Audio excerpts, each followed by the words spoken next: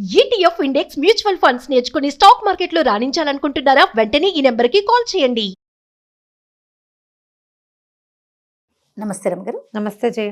మంచి స్టోరీ చెప్తారండి? చిల్లంగేరి కథలు చెప్పాక మన పుస్తకం. అవునవును. అందులో నుంచి ఇంకో కథ చెప్తా. ఇవేంటంటే లైఫ్ కి దగ్గరగా ఉన్నాయి అనిపిస్తుంది అనమాట. బాగా కనెక్ట్ అయినట్లు కనెక్ట్ అయ్యాను. కొన్ని కథలు బాగున్నాయి. ఇప్పుడు మనం చెప్తే దాని మీద మనం ఆలోచనకి బాగుంటాయని. ఈ చిల్లంగేరి గ్రామంలో చలమయ్య అని ఒక మోతుపరి ఉన్నారు. ఆయనకి భార్య ఉంది అన్నపూర్ణ, ఒక కుమారుడు ఉన్నాడు భూషణం. వీళ్ళు చాలా హాయిగా చక్కగా ఉండేవాళ్ళు. అయితే పిల్లాడికి పెళ్ళిడు వచ్చింది. పెళ్లి చేద్దాం అనుకున్నారు. అయితే పెళ్లి సంబంధాలు చూస్తే తమ చుట్టాల్లో ఓ 3 ఆడపిల్లలు తమకి సరిపడే వాళ్ళుగా కనపడ్డారు. మనం కూడా చూస్తాం చూడు అట్లా. వాళ్ళు పెళ్లి సంబంధాలు చూస్తే ఈ పిల్ల సరిపోతుంది మన వాళ్ళకేని. అంటే కొంచెం ఏజ్, తర్వాత ఏమో పిల్ల వయసు, రూపురేఖలు బాగున్నాయి. వాళ్ళకి మనకి చూపించుకోవటం. వాళ్ళు ఈడు జోడే కాదు, అమ్మా నాన్నల ఈడు జోడు కూడా సరిపోయింది. అది కూడా చాలాలి కదా. ఆలోచించుకుని ఈ 3 అమ్మాయిల్ని కొడుక్కి చెప్పారు. పిల్లాడేమన్నాడు, నాకేం అభ్యంతరం లేదు, మీరు ఎవరో ఒకళ్ళని సెలెక్ట్ చేయండి అన్నాడు. వీళ్ళు ఏం ఆలోచించుకున్నారు, 3 కొంచెం మనకు కావాల్సిన వాళ్ళే, 3 పిల్లలు బాగున్నారు, ఏ పిల్లని సెలెక్ట్ చేయాలి అని బాగా ఆలోచించి ఓ పని చేద్దాము, వీళ్ళని 3 మన ఇంటికి తెచ్చి ఒక వారం రోజులు ఉంచుకుందాం, పిల్లల లక్షణాలు చూసి మనకి సరిపడే పిల్లని చేసుకుందాం అనుకున్నారు. కాకపోతే ఇది తప్పు. ఈ కాలంలో అలా చేయకూడదు కదా. ఈ పిల్ల మనకు సరిపోతుంది, మిగిలిన వాళ్ళు ఎవరికి చాలరానే. తప్పు కదా. చాలా తప్పు. అలా చేయకూడదు. మనకి ఏం నచ్చితే అది చేసేసుకోవాలి అంతే. తప్పిస్తే సెలక్షన్ చేస్తామంటే ఎట్లా? అవును, అది చేయకూడదు. కానీ పూర్వపు రోజులు అలా చేసే స్వయంవరాలు ఉండేవి కదా. అమ్మాయిలు సెలెక్ట్ చేసుకునేవాళ్ళు, అబ్బాయిలు సెలెక్ట్ చేసుకునేవాళ్ళు. సరే, అయితే ఏమైంది, ఈ 3 ఆడపిల్లల్ని వాళ్ళ అమ్మ నాన్నలకు చెప్పారు, సరదాగా 4 రోజులు ఉంచుకుంటాం, పంపించండి అని. ఈ 3 పిల్లలు ఇంటికి వచ్చారు. చక్కగా చికెళ్ళాడుతూ ఇంట్లో తిరుగుతుంటే బాగానే ఉంది. ఆవిడ చక్కగా పిల్లల్ని బాగా చూసుకునేది. సరే, ఏమైంది, కొంచెం పండగ రోజులు బయట బియ్య బస్తాలు బయట పెట్టి వచ్చిన వాళ్ళందరికీ దానం చేసే ప్రక్రియని ఈ 3 ఆడపిల్లలకి అప్పచెప్పారు. సరే, 3 అమ్మాయిలు ఏమేమి పేర్లు పెట్టారు, మమత, సుగుణ, నందిని. సరే, నందిని అన్న పిల్ల ఎవరు వస్తే వాళ్ళకి ఇట్లా దోసితో ధాన్యం పోసి పంపించేది. ఆ సుగుణ రెండో పిల్ల, ఇంకో అమ్మాయి, ఒక అబ్బాయి ఎవరైనా దుఃఖం, బాబు ఇంత శుభ్రంగా ఉన్నావు, నీకు దానం ఎందుకు, ఏదైనా పని చేసుకోకూడదు, దొడ్లోకి వెళ్ళి కాస్త ఏమైనా పని చేయి, నీకు అన్నం పెడతాను బాగుంది అని కాస్త బక్కగా ముసలిగా పెద్దవాళ్ళుగా ఉన్న వాళ్ళకి దానం చేసి, ఏ కుర్రాళ్ళు కొంచెం యంగ్స్టర్స్ ఎవరైనా కనపడి కాస్త హట్టాకట్టగా ఉంటే తిట్టేది కాదు. ఇంత స్ట్రాంగ్గా ఉండి నువ్వు బిచ్చానికి వస్తే ఎట్లాగయ్యా, బిచ్చగాళ్ళు ఎట్లా బతుకుతారు, అట్లా చేయొద్దు, కావాలంటే పని చేసుకో అని చెప్పి వాళ్ళకి దానం చేసేది కాదు. ఈ 3వ అమ్మాయి ఉండేది, మమత ఏదో దాని పేరు, మమత. అమ్మాయి ఏమిటి పొద్దుస్తమానం, పొద్దున ఎవరికో పెట్టారు, ఇంక పెట్టాం వెళ్ళిపో అని పంపించేసేది. బస్తాలు రరిగిపోతున్నాయి అనిపించేది అమ్మాయికి, ఎందుకు ఇంతంతా అని. ఇచ్చేది కాదు, పైపెచ్చు తిట్టిపోసేది. పొద్దున్నే తయారయ్యారు, మందా ఎన్నిసార్లు వేస్తాం, ఎంతమందికైనా వేస్తాం, పోపండి అని. చూస్తున్నారు వీళ్ళు 3 అమ్మాయిలు 3 రకాలుగా ఉన్నారు. ఇంతలో ఏమైందట, వాళ్ళ దగ్గర అందరు 4 కూర్చుని అన్నాలు తింటుంటే భోజనాలు చేసి సాయంకాలం కబుర్లు చెప్పుకుంటూ చర్చ ఏదో వచ్చింది. వాళ్ళ దగ్గర ఒక పాడి పశువులు కొన్ని వట్టిపోయినాయి, గొడ్లున్నాయి బాగా, కొన్ని పశువులు వట్టిపోతే ఒక అమ్మాయి ఏం చెప్పిందంటే, అదేంటి ధర్మ సంస్థలు ఏవో ఉంటాయి, ఈ పెద్దవాటిని చూసేందుకు ముసలి వాటికి పంపించేస్తే సరిపోతుంది, ఇంట్లో గడ్డిదండగ కదా, ధార్మిక సంస్థలకు ఇచ్చేస్తే సరిపోతుంది, ఇవాళ రేపు అట్లా గొడ్లను కాపాడే వాళ్ళు ఉన్నారు, అదే మనకెందుకు, ఈ మామూలు పాలిచ్చే గొడ్లతో పాటు ఒట్టిపోయిన గొడ్లను కూడా పెట్టుకోవాలంటే చాలా సరిపోవాలి కదా అని ఒక పిల్ల చెప్పింది, ఆ నందిని అన్న పిల్ల. ఆ మమత అన్న పిల్ల ఏమందంటే, ఒట్టిపోయిన గొడ్లు ఉంచుకోవటం ఎందుకు, వాళ్ళకి మాత్రం ఎందుకు, కబేళాకు తోలేస్తే సరిపోతుంది, అందరూ చేసేదే అది, ఒట్టిపోయిన గొడ్లు మనకు ఉపయోగించవు, వాటిని ఎందుకు ఉంచుకోవటం అనవసరంగా, మళ్ళీ అక్కడెక్కడికో పంపించాలంటే అది కూడా టైం దండగా, డబ్బులు దండగా, వేస్ట్గా.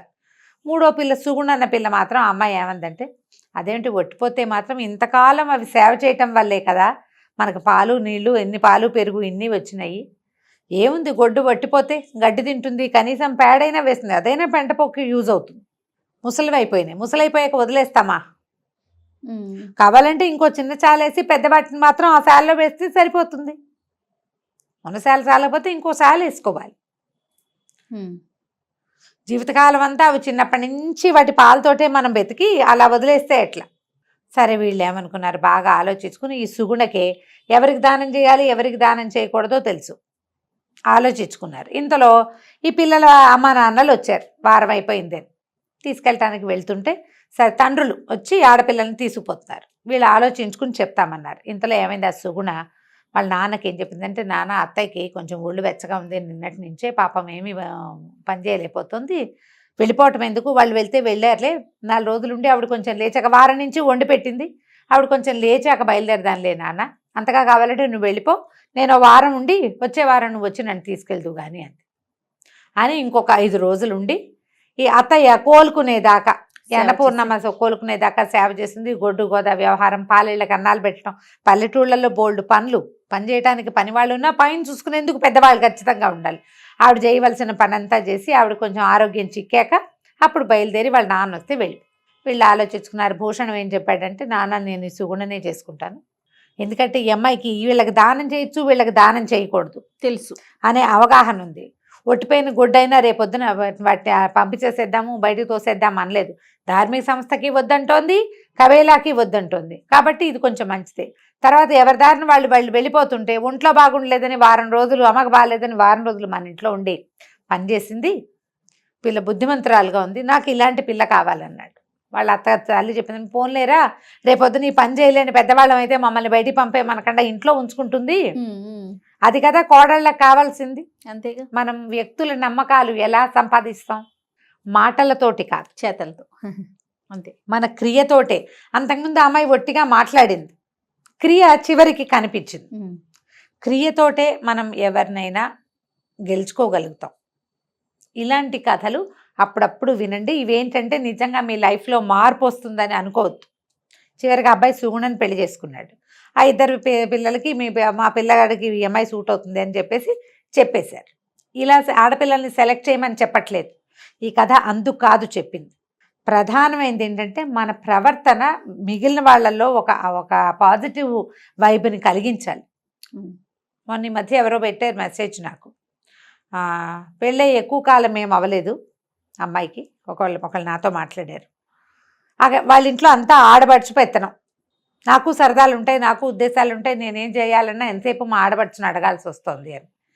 ఈ పెళ్ళై సంవత్సరం కూడా కానీ చిన్న పిల్లకి అత్తవారింట్లో అన్నీ ఇవి నాకే కావాలన్న ధోరణే ఉండకూడదు అనిపిస్తుంది నాకు. చిన్నపిల్లవు కదా, పెద్దవాళ్ళు చెప్పినట్టు చేస్తే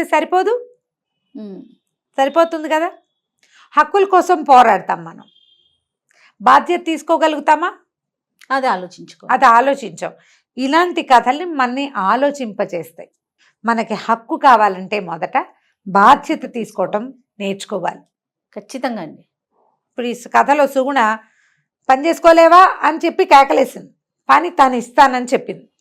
వెనక్కి దొడ్లోకి వెళ్ళి పని చేసి పెట్టు, గొడ్ల దగ్గర బాగు చేయి, నీకు అన్నం పెడతాను కదా. ఇప్పుడు నువ్వు ఎప్పుడు కేకలేయగలవు, నువ్వు ఏదైనా పని చూపించగలిగినప్పుడు. పని చేసుకుని బతకచ్చు కదంటే ఎవడిస్తాడు పని, నువ్వు ఇస్తావా అంటారు వాళ్ళు. ఇస్తానని చెప్పగలగాలిగా. బాధ్యత తీసుకోవాలి మొదట, అప్పుడు హక్కు ఆటోమేటిక్గా వస్తుంది. కరెక్ట్ అండి. కొన్ని చోట్ల బాధ్యతగా ఉన్నా కూడా హక్కులు ఇవ్వని ప్రపంచం ఒకటి ఉంటారు అలాంటి వాళ్ళు కూడా. అలాగని మనం బాధ్యత తీసుకోవటం మానేయకూడదు. వీళ్ళు ఎలాగో ఇవ్వరు కాబట్టి నేనేం చేయనని మానేయకూడదు. బాధ్యతగా ప్రవర్తించడం వల్ల కనీసం మీకు మీరైనా జవాబుదారీగా ఉంటారు. వాడెవరికో జవాబుదారీతనం వద్దు మనకైనా కావాలి కదా, నా వరకు నేను కరెక్ట్గా ఉన్నాను అని అనుకోవాలి.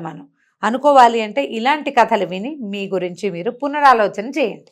తప్పకుండా. కథ కంచికి మనం ఇంటికి.